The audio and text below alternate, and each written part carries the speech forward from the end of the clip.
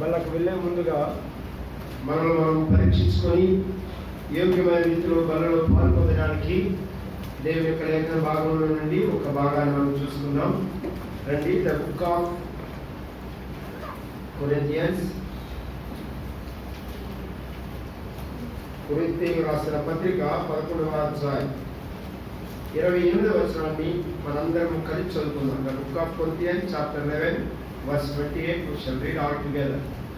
మనందరం కలిసి చదువుదాం. కాబట్టి ప్రతి మనుషుడు తనను తాను పరీక్షించుకోవాలని ఆలోచన చేసి ఆ రెండింటిని ఆ పాత్రలోనే తాగవాలి. నాకు బాగా చదువుకుందాం. పరమగీతములు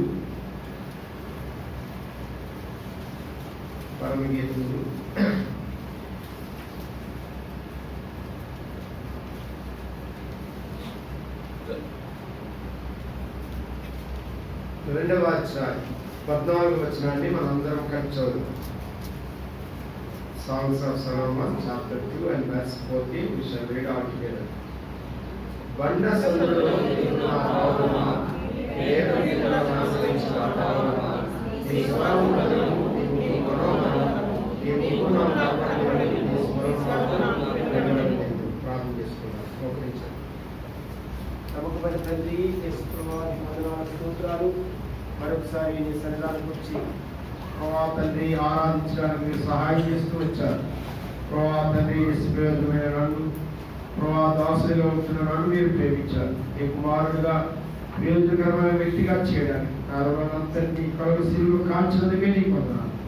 మరొకసారి ప్రభా ఈ బలలో ప్రవేశిస్తుండగా యోగ్యమైన రీతిలో బలలో పాల్పొందడానికి పరిశుద్ధాత్మ దేవుడిని మా మధ్యకు ప్రధాన ఉపాధ్యాయులుగా పంపించి మాకు బోధించారు. నేను చెప్పిన మాటలు ఎవరికి అర్థం కాదు, బాధపడదు.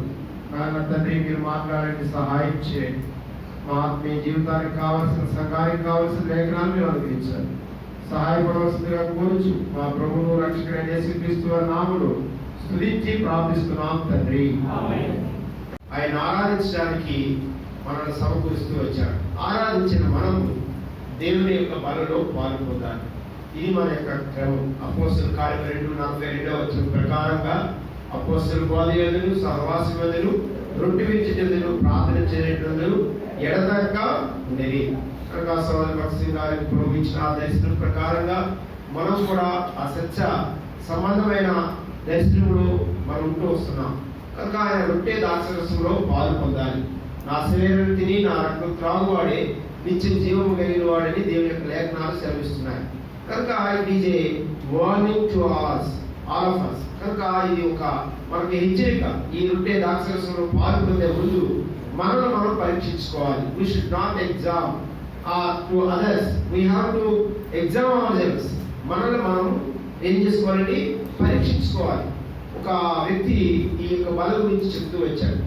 It is not a traditional, it is a testimony అన్నమాట. అంటే ఇది సాంప్రదాయం కాదు, ఇది సాక్ష్యంతో కూడుకున్నది. దేవుడు యేసుక్రీస్తు నీ కొరకే నా కొరకే కలువరి శిలువలో ప్రాణం అర్పిస్తూ వచ్చాడు.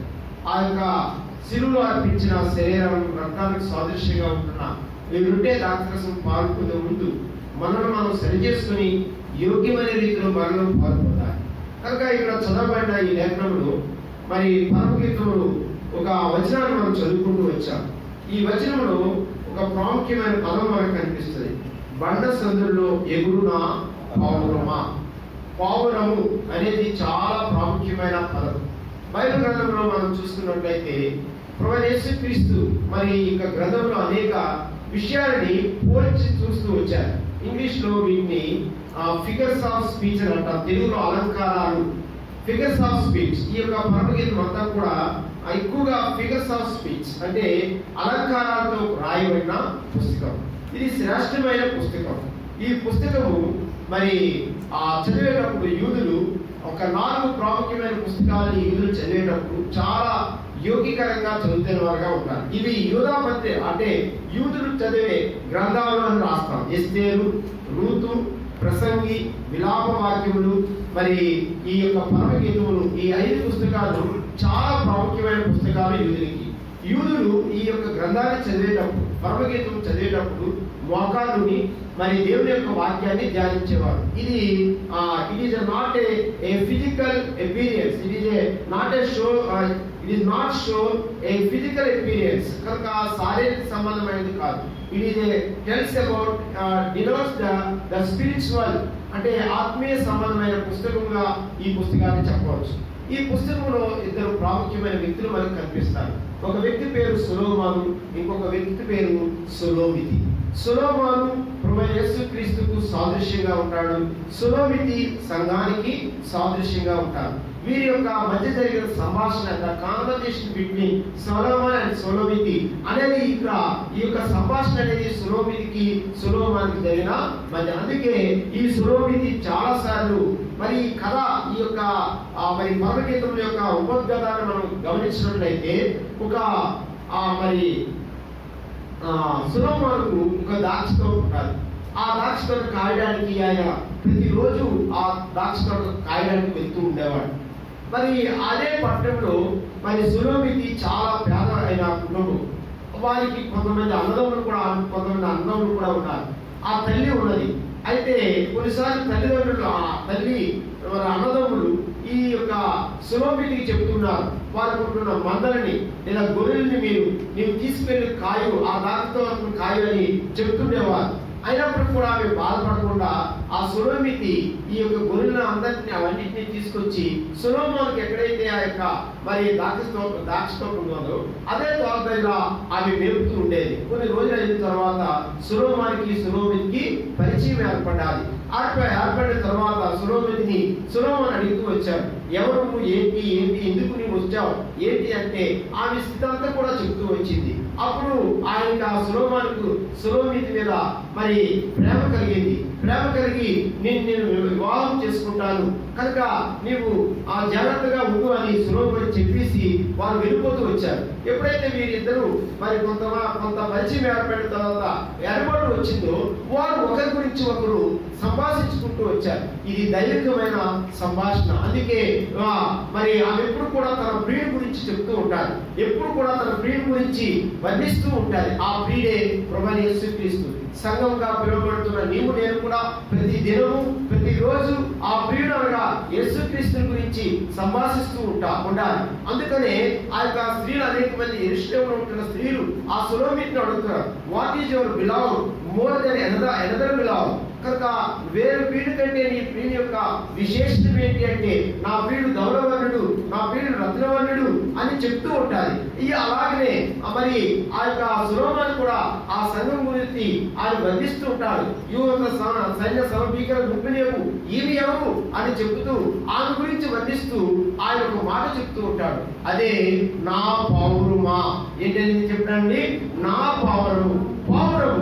సంఘానికి సాదృశ్యంగా ప్రతి విశ్వాసికి క్రైస్తవ జీవితానికి సాదృశ్యంగా ఉంటాయి. కనుక the dose compare with a Christian people. కనుక ఆ పౌరము ఉంటున్న ప్రాముఖ్యమైన లక్షణాలు అనేకమైనగా బైబిల్ గ్రంథంలో రాయబడ్డాయి. అవన్నీ నేను మీకు చూపించను కానీ ఒక 5 ప్రాముఖ్యమైన లక్షణాలు బైబిల్ అనుసారంగా మరి ఈ పౌరానికి ఎటువంటి లక్షణాలు కలిగి ఉన్నాయి. కనుక ఈ పౌరం కలిగిన ఇటువంటి లక్షణాన్ని ప్రతి విశ్వాసి రొట్టెలో పాల్గొంటున్న ప్రతి విశ్వాసి కలిగి ఉన్నాడా లేదా, ఆ ప్రభువైన యేసుక్రీస్తు ఆ యొక్క లక్షణాన్ని కలిగి ఉన్నాడా లేదా, ఆయన కలిగి ఉంటున్న ఆయన వలె మరి నడుస్తున్న నీవు నేను కూడా అటువంటి లక్షణాలు కలిగి ఉంటున్నామా లేదా, ఏ లక్షణంలో అయితే మనం తగ్గిపోతూ వచ్చాము దాన్ని సరి చేసుకుంటూ దేవుని యొక్క బలంలోకి వెళ్ళినప్పుడు అది మనకు ఆశీర్వాదకరంగా ఉండాలి. ఇది ఆశీర్వచనపు బల్ల అని రాయబడుతూ వచ్చింది. కనుక ఈ బల్ల సామాన్యమైనది కాదు. ఆ రొట్టెలో ద్రాక్షరసంలో పాలు పొందే నీవు నేను కూడా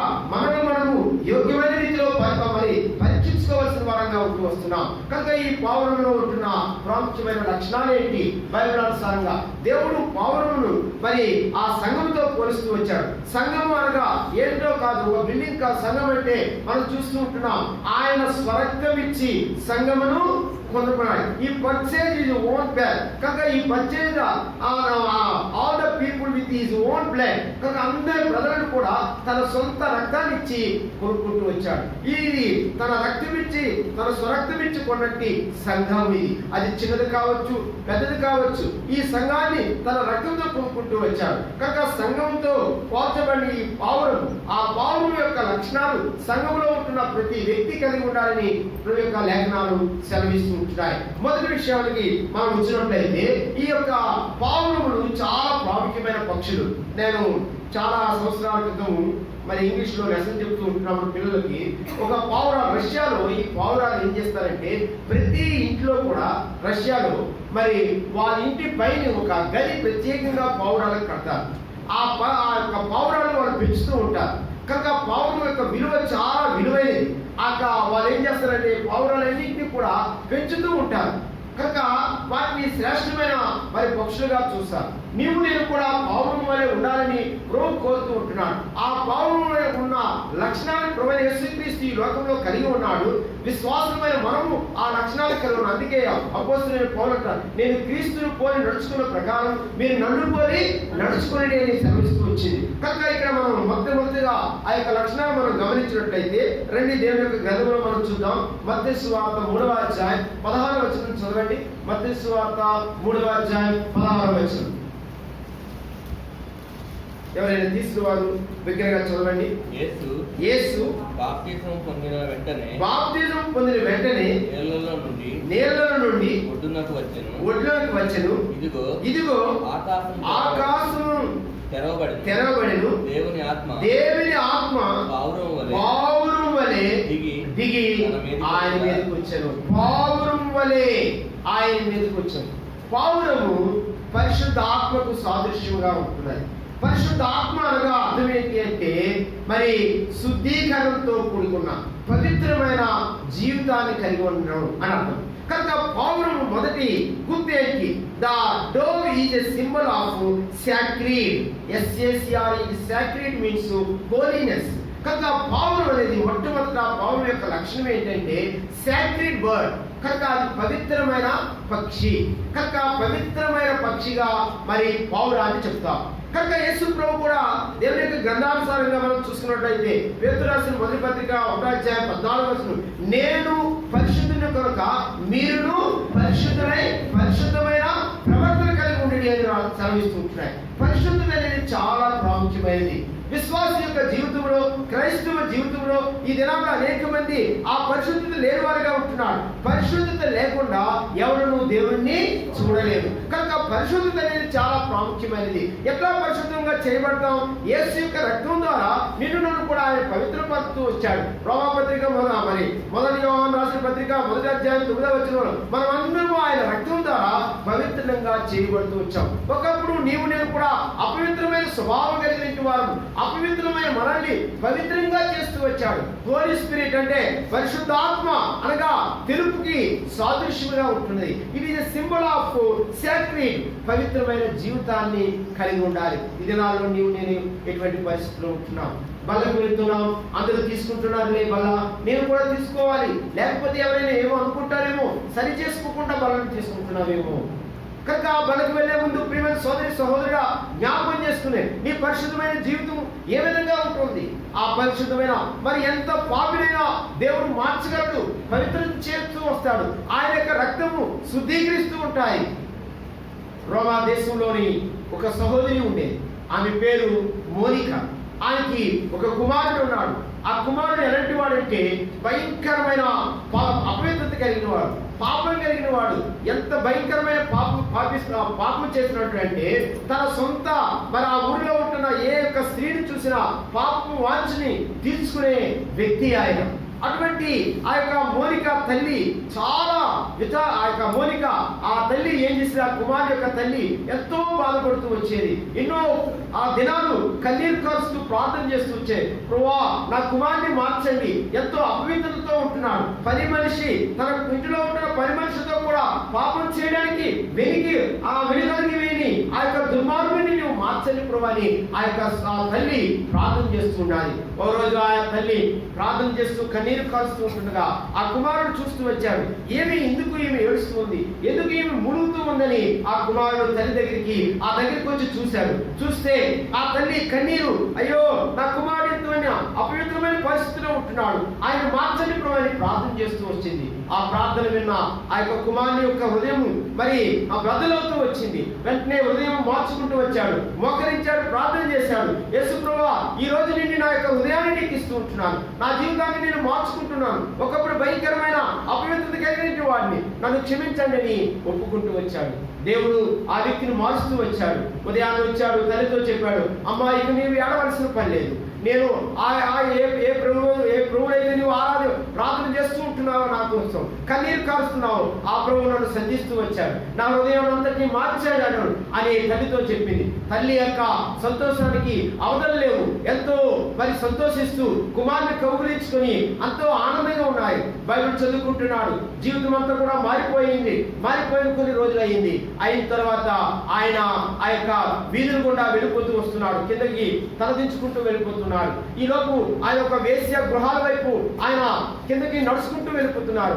ఆ గృహాన్ని అనేక సార్లు తన జీవితంలో యేసు ప్రభువును అంగీకరించక ముందు అనేక సార్లు ఆ గృహాన్ని దర్శించిన వ్యక్తి కనుక ఒక స్త్రీ వచ్చింది, కేక వేసింది, ఆయన వినిపించుకోలేదు, వెళ్ళిపోతూ ఉంటున్నాడు, కిందకి ముఖం దించుకుంటూ వెళ్ళిపోతున్నాడు. ఆ స్త్రీ అక్కడి నుండి కేక వేస్తుంది, అయ్యా ఆమె నేను అని కేకలు వేస్తుంది. ఇంగ్లీష్ లో అంటాది, oh man I am she అని గట్టిగా కేకలు వేసింది. ఐ యామ్ షీ అని గట్టిగా కేకలు వేసింది. వెనుక తిరగలేదు. ఐ యామ్ షీ అని గట్టిగా కేకలు, ఓ మనుషుడా ఐ యామ్ షీ అంటున్నాడు. అప్పుడు ఆ వ్యక్తి వెనక తిరిగి ఆయన మాటలు, you may be she but I am not he, you may be she but not I am he.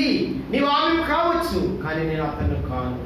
ఎందుకంటే పవిత్రమైన రక్తము, ఆ యేసు రక్తము నన్ను శుద్ధీకరించింది. ప్రియమైన సోదరుడా, ఆయన సామాన్యమైన వ్యక్తి కాదు. Saint Augustine, sinner Augustine become a Saint Augustine. ఆయన పాపి అయిన అగస్టిన్ మరి పరిశుద్ధుడైన అగస్టిన్గా మార్చబడుతూ వచ్చాడు. అగస్టిన్ జీవితాన్ని మార్చిన దేవుడు నీ జీవితాన్ని మార్చడా? కనుక ఆయన మార్చగలిగిన సామర్థ్యం కలిగిన దేవుడు. ఆయన రక్తము అపవిత్రత నుండి మనల్ని దూరం చేసే ఆ యొక్క రక్తము పవిత్రమైన రక్తం. కనుక ఒక విశ్వాసిగా నీ జీవితం మారుతూ వచ్చిందా? ఇంకా పాపం లేని జీవించడానికి ఇష్టపడుతున్నావా? ఇదే నేనే అనుకూలమైన సమయం. ప్రభువా, నేను పాపిని ఒప్పుకుంటే ప్రభు క్షమించగలడు. ఆయన రక్తం ద్వారా నేను పవిత్రులుగా చేసుకొచ్చాడు. పవిత్రం చేయబడి నీవు ఆ రొట్టెలో ద్రాక్షరసంలో పాల్గొనడానికి యోగ్యము మనము. కనుక నా శరీరం తిని నా రక్తం త్రాగువాడి నుంచి జీవం కలిగిన వాడు. కనుక నన్ను నేను పరీక్షించుకోవాలి.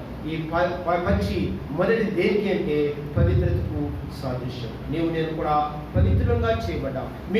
నేను పరిశుద్ధులైన ప్రకారం మీరును పరిశుద్ధులైనడి, పరిశుద్ధ ప్రవర్తన కలిగి ఉండు అని దేవుని యొక్క లేఖలు రాయబడుతున్నాయి. కనుక నేను కూడా పవిత్రమైన జీవితాన్ని కలిగి ఉండాలని, పౌలు వలె పవిత్రమైన జీవితాన్ని కలిగి ఉండాలి. ఇది మొదటి క్రైస్తవు యొక్క లక్షణం, విశ్వాసి యొక్క లక్షణం. సంఘంలో జీవిస్తున్న, రొట్టెలో పాల్గొంటున్న వారి యొక్క లక్షణము.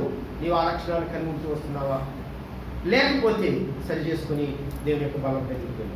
ఉంటే దేవుని స్తోత్రం, దేవుని యొక్క బలలో నిర్భయంగా నీవు చేయెత్తి తీసుకునవచ్చు. కనుక మనం పరీక్షించుకుందాం. ఇది ఈ పక్షి యొక్క మొదటి లక్షణం. రెండవ లక్షణాన్ని మనం చూద్దాం. దేవుని యొక్క గ్రంథంలో నుంచి చూద్దాం. లేవికాండం 1వ అధ్యాయం 15వ వచనం చదవండి. లేవికాండం 1వ అధ్యాయం 15వ వచనం. యాజకుడు బలిపీఠము దగ్గరకు దానిని తీసుకొని వచ్చి దాని తలను తుంచి బలిపీఠము మీద దానిని దహింపవలెను, దాని రక్తమును బలిపీఠము ప్రక్కను పిండవలెను.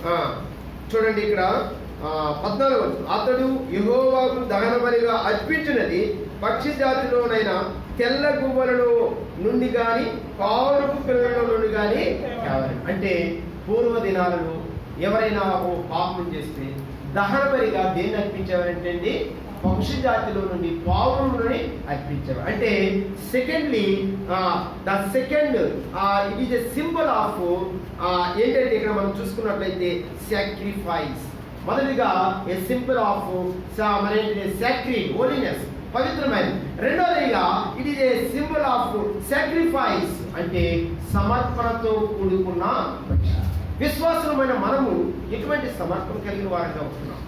యేసు ప్రభు ఎంత సమర్పణ కలిగిన వాడో మనకు తెలుసు.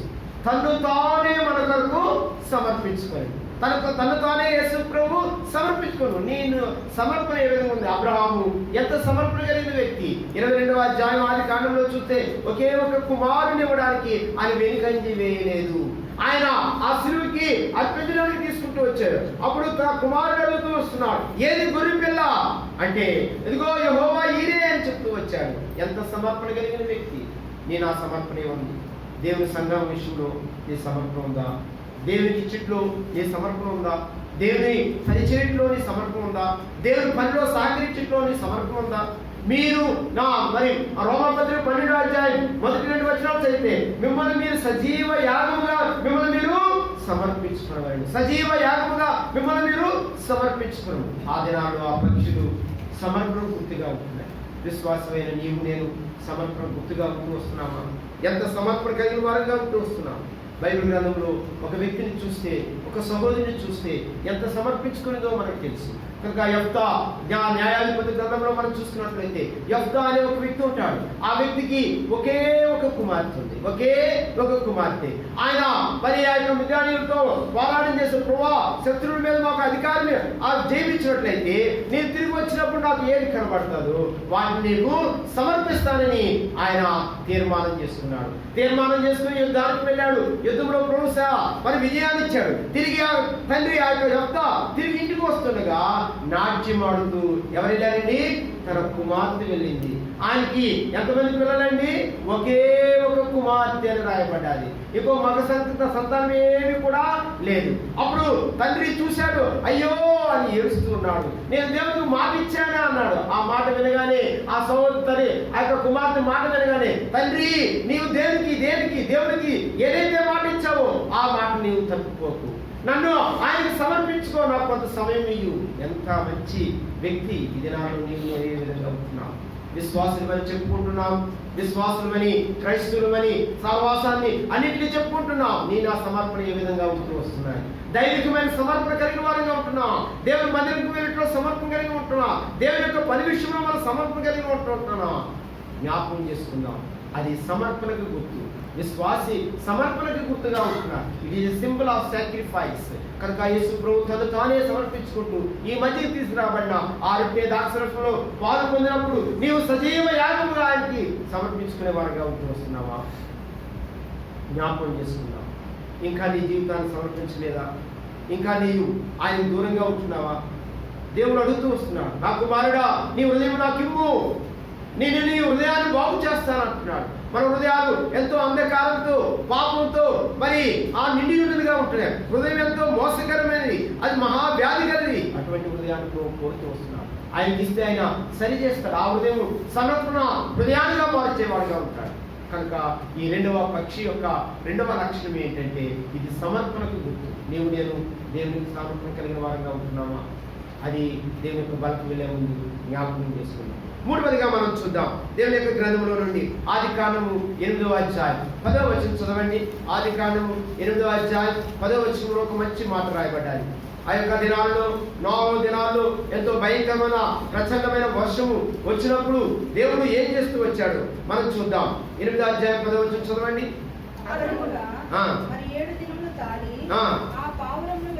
ఆ తాళి మరలా నల్ల పావురమును ఓడలో నుండి వెలుపలికి విడిచెను. సాయంకాలం అతని యొద్దకు వచ్చినప్పుడు త్రుంచబడిన ఒలీవ చెట్టు ఆకు దాని నోట ఉండెను.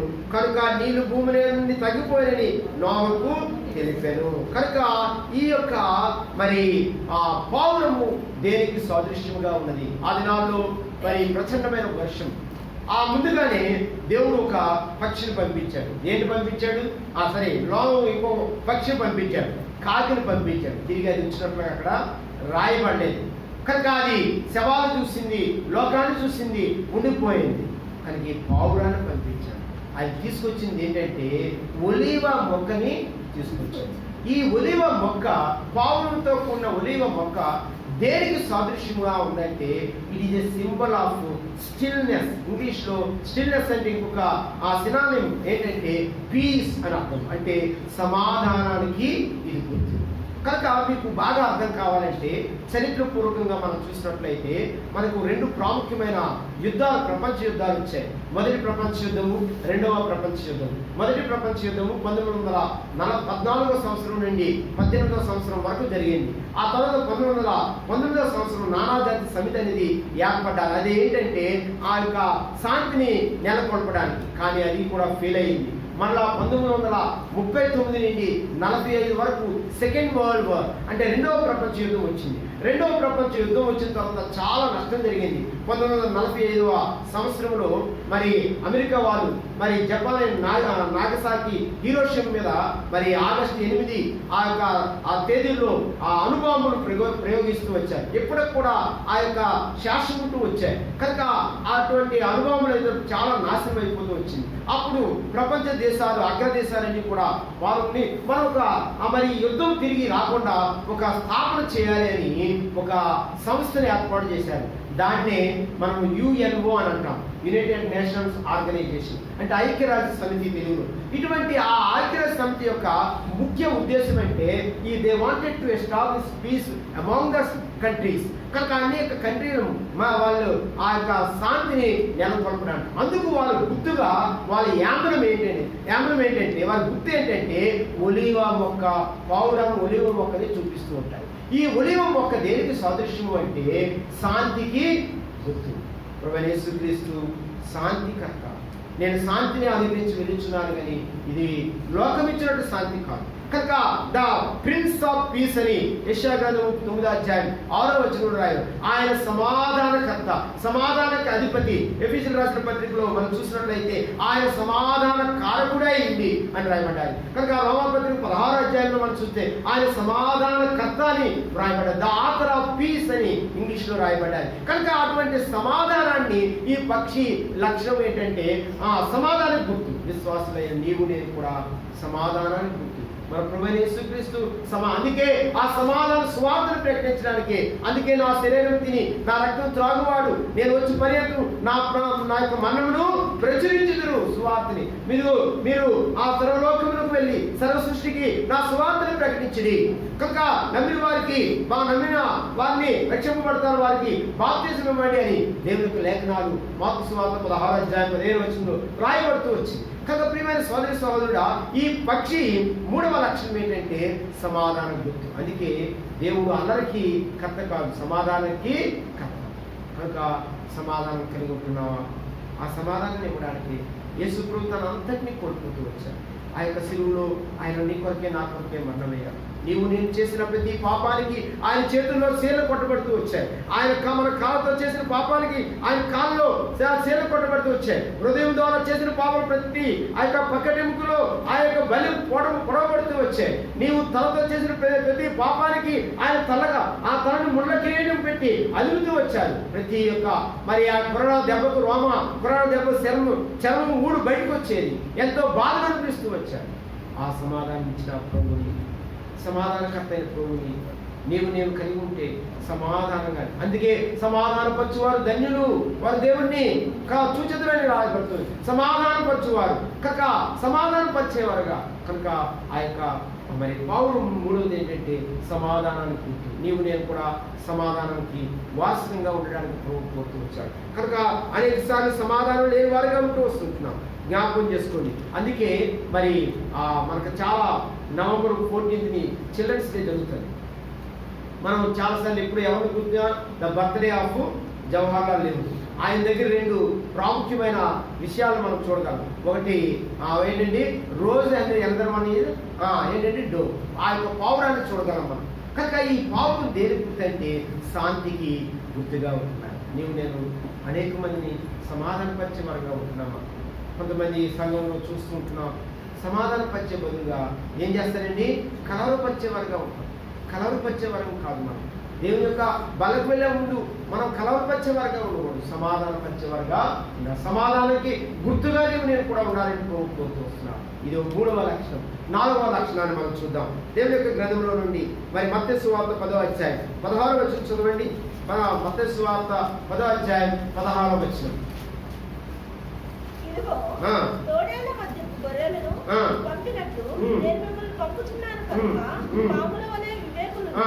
పావురం వలె నిష్కపటులై ఉండి, హార్మ్లెస్ అంటారు ఇంగ్లీష్ లో. ఇంకో దాన్ని చూస్తే సాఫ్ట్నెస్ అని అంటారు. హార్మ్లెస్ అంటే మరి కలంకం లేని వాడు. హార్మ్లెస్, హాని చేయడం. చూడండి, పక్షుల్లో చాలా పక్షులు మనం చూస్తే చాలా వరకు కొన్ని హాని చేస్తాయి. ఉదాహరణకి నువ్వు ఏదైనా తింటాను అనుకో, కాకులు చూసే అనుకో, ఏం చేస్తాయి?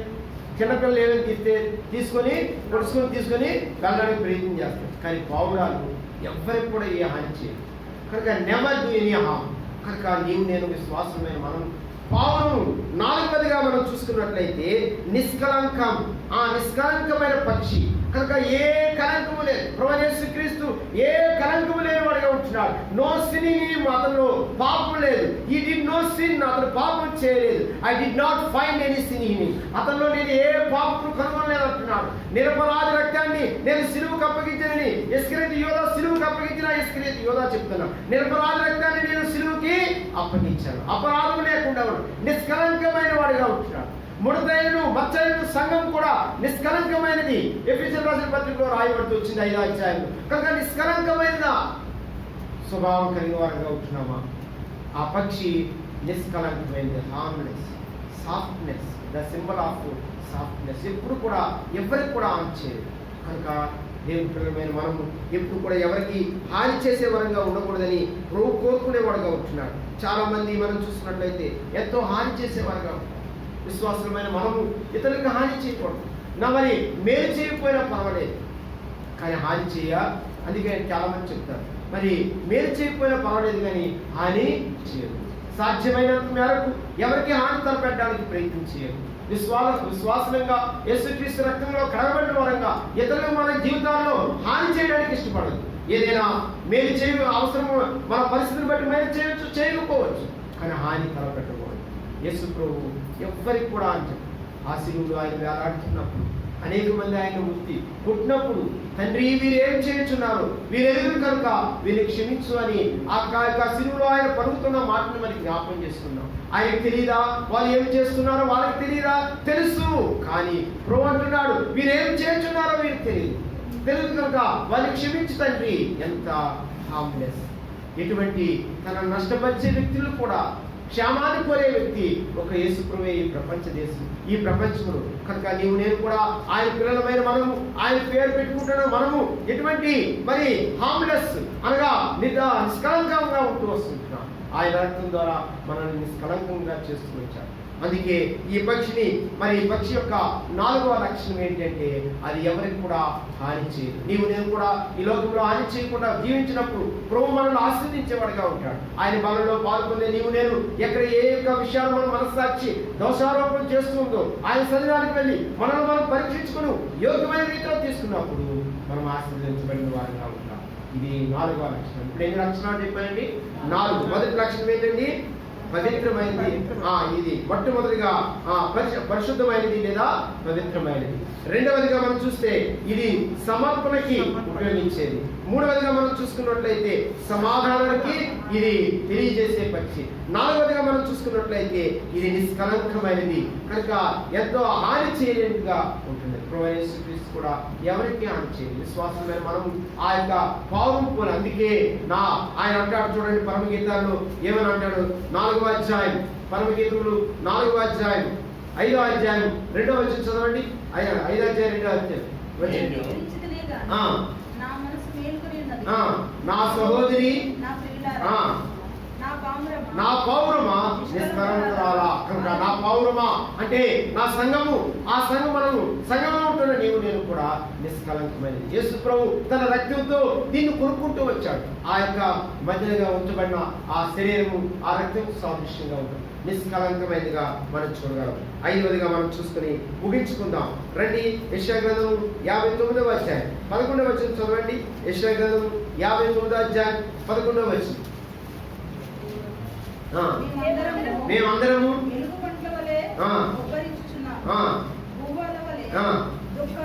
దుఃఖారం చేయించున్నాము. అంటే ఇంగ్లీష్ లో ఏమని రాయబడిందంటే మార్నింగ్.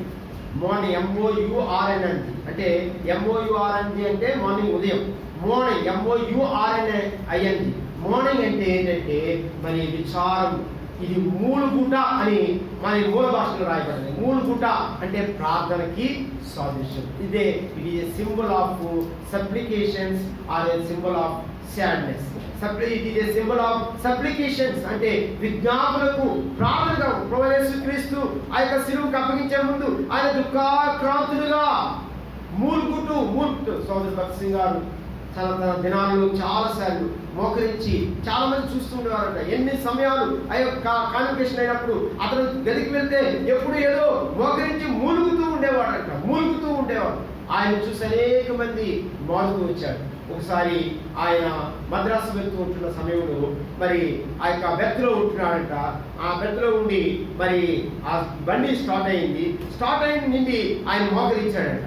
తర్వాత ఎదురుగా ఒక యవనస్తుడు కూర్చొని చూస్తూ ఉన్నాడంట. అతను కూడా దేవుడు నమ్ముకున్నాడు. ఆ యవనస్తుడు చూస్తున్నాడంట. భగత్ సింగ్ గారు అప్పటికే ఆయన కొద్దిగా ఆ నడి వయసు కలిగిన వ్యక్తి. ఆయన చూస్తున్నాడంట. చూస్తే ఈ యవనస్తుడు ఈయన ఎదురుంటున్న బెర్త్లో పడుకొని చూశాడంట. 10 గంటలప్పుడు లేచి చూస్తే ఆ యొక్క వ్యక్తి మోకాలుతో ఉన్నాడంట. మరి పడుకున్నాడంట. మళ్ళీ యవనస్తుడు 12 చూశాడంట. 12 కూడా భగత్ సింగ్ గారు మోకాల మీద ఉన్నాడంట. అలాగా 3 గంటలప్పుడు చూశాడంట. 3 గంటలప్పుడు ఆయన మోకాల మీద ఉన్నాడంటే సుమారు 5:30 గంటల వరకు అయింది. 5 గంటలకి మెలుగు వచ్చింది తెలియంది. ఆ స్టేజ్ తాగింది. ఇతను సర్దుకొని దిగిపోయాడు. అప్పుడు యవనస్తుడికి అనిపించిందంట, అంటే దేవుడు సేవ చేస్తే ఇలా ప్రార్థన చేయాలేమో అని. కనుక ఆయన ప్రార్థన చేస్తూ వచ్చాడంట. ఆ యొక్క మరి చూసి నేర్చుకొని ప్రార్థన చేసి ప్రపంచ దేశాలలో ఒక మంచి సేవకుడిగా ఆయన పేరు పొందాడు. ఆయనే దినకరన్. మద్రాసులో ఉంటున్న దినకరన్ యవనస్తుడిగా ఉన్నప్పుడు సోదరు భగత్ సింగ్ గారి యొక్క మరి ఆ మోకాళ్ళని చూసి ఆ తర్వాత వారి పిల్లలు వారి పరిస్థితులన్నీ కూడా ఈ రీసెంట్ గా వారి యొక్క జీవితం డబ్బు వీటి కొరకే ప్రయాసపడి వారి సాక్ష్యాలు పోగొట్టుకునే వారుగా ఉంటున్నారు. అది మన అనవసరం. అక్క దైవజనుడు ఎప్పుడు కూడా తన దర్శనాన్ని ఎప్పుడు విడవలేదు. భగత్ సింగ్ గారు అనేక సార్లు ప్రార్థనాపూర్వకంగా విశ్వాసపూర్వకంగా తన జీవితాన్ని మోకాల మీద అనుభవిస్తూ వచ్చాడు. పరిస్థితులు ఎన్నైనప్పుడు కూడా ఎప్పుడు మూలుగుతూ వచ్చేవాడు. ఈ పక్షి కూడా మూలుగుకు సాదృశ్యంగా ఉంది. అందుకే చూడండి, మా స్కూల్ పైన ఈ పక్షులు ఇవి ఉంటాయి, ఈ పావుర. అవి కొన్నిసార్లు నేను ఆ పేపర్ కరెక్షన్ చేసినప్పుడు అలా ఉన్నప్పుడు ఆ యొక్క శబ్దం వింటున్నా. అవి మూలుగుతూ ఉంటాయి. అంటే దాని అర్థం ఏంటంటే అది ఎంతో విచారం అనేకల కొరకే. ఆ పౌరాల్లో చాలా శ్రేష్టమైన లక్షణం ఉంది. అందుకే వీటిని ప్రేమ పౌరాలు అంటారు. చూడండి, కొన్ని వెడ్డింగ్ కార్డ్స్ లో ఆ పౌరాలు గుర్తు వేస్తూ ఉంటారు. ఏంటి అంటే అది ఒకసారి మ్యారేజ్ అంటే ఫర్ ఎగ్జాంపుల్ భార్యాభర్తలు ఉన్నారనుకోండి, మగ ఆడ. ఒకసారి ఏమైనా ఒక మేలు బర్డ్స్ అయిపోతే ఆ జీవితాంతం ఇంకొక బర్డ్ దగ్గర అది ఉండదు, ఎలోన్గానే ఉంటుంది, మూలుగుతూనే ఉంటుంది. అంటే దాని అర్థం, దాని యొక్క పక్షి యొక్క లక్షణం అది. విశ్వాసమైన మనము నేను ఆ జీవితాల్లో అటువంటి ప్రార్థనా జీవితం ఉందా? ప్రార్థన లేని వారిగా ఉంటున్నాం. ఏదో కామన్గా క్యాజువల్ ప్రేయర్ అంటే ఏదో ప్రార్థన చేయాలి. అందుకే లేదా కండిషనల్ ప్రేయర్. కొంతమంది కొన్నిసార్లు చేస్తాను కండిషనల్. ప్రభువా నేను ఇది చేస్తే నేను ఇది చేస్తాను, conditional. God did not want to a conditional prayer. కనుక ఆయనకి సరళతో కూడిన ప్రార్థన అవసరం లేదు. కానీ క్యాజువల్ ప్రేయర్ క్యాజువల్గా మనం చేస్తూ ఉంటాం. ఏం చేస్తూ ఉంటాం అంటే మరి భోజనం చేసినప్పుడు పడుకున్నప్పుడు క్యాజువల్ ప్రేయర్ కాదు, కంటిన్యూస్ ప్రేయర్. కనుక ఆయనకు కావాల్సింది ఏంటంటే మరి నిరంతరము ఎడతెగక ప్రార్థన. అందుకే అపోస్తలుల 2:42 వారు ప్రార్థన యందు ఎలా ఉన్నారని ఎడతెగక ఉండేది అని రాయబడుతుంది. ప్రియమైన సోదరుడా, వాళ్ళకి వెళ్ళే ముందు నేను ప్రార్థన జీవితం ప్రయత్నిస్తున్నాను. నేను కూడా ప్రార్థించేవారనుకుంటున్నా. నేను చెప్పకూడదు కానీ సోదరులు చెప్పారు అన్న గురించి. అలాగా ఏంటంటే ఆయన ఎప్పుడు ప్రార్థనలో ఉంటారండి అని చెప్తూ వచ్చారు. కనుక మరి ఆ యొక్క కొంతమందిని మనం విన్నప్పుడు మరి వాళ్ళు ఎప్పుడు కూడా ప్రార్థనలో ఉంటారండి అంటాడు. ప్రభాకరన్ చెప్తూ వచ్చారు. ఒక అన్న మరి నువ్వు వెళ్తున్నాక అన్న ఎప్పుడు ప్రార్థనలో ఉంటారండి అని అన్నాడు. నిజమే. కనుక కొంతమంది ఆ యొక్క మంచి సాక్ష్యం కలిగిన వారంగా ఉండాలని ప్రభు కోరుకుంటూ వస్తున్నారు. ప్రార్థన అనేది చాలా ప్రాముఖ్యమైనది. అనేక సార్లు మరి బోధించే నేను కావచ్చు, వినే మీరు కావచ్చు, ప్రార్థనలో మన శాతం ఎట్లా ఉన్నది? ఆరాధనకు వచ్చేవారు సంఘ ప్రార్థనకి వచ్చేవారంగా ఉంటూ వస్తున్నాము. ఒకసారి పరిశీలన చేసుకుందాం. నేను యొక్క బలం పిల్లలు 5 ప్రాముఖ్యమైన లక్షణాలను గుర్తించవచ్చు. మొదటి లక్షణము అది పవిత్రానికి సూచన. రెండవ లక్షణము సమర్పణకు సూచన. మూడవ లక్షణము శాంతికి సూచన. నాలుగవ లక్షణము నిష్కలంకానికి సూచనగా ఉంది. 5వ లక్షణం ఏంటంటే అది ప్రార్థనకు సూచనగా ఉంది. నేను ఆ జీవితాన్ని ఏ విధంగా ఉన్నాను? వాళ్ళకి వెళ్ళే ముందు మనం పరీక్షించుకోవాలి. అందుకే ప్రతి మనుషుడు తను పరీక్షించుకొని అలాగే చేసి ఆరోగ్యం ఆ పాత్రలో వార్తలు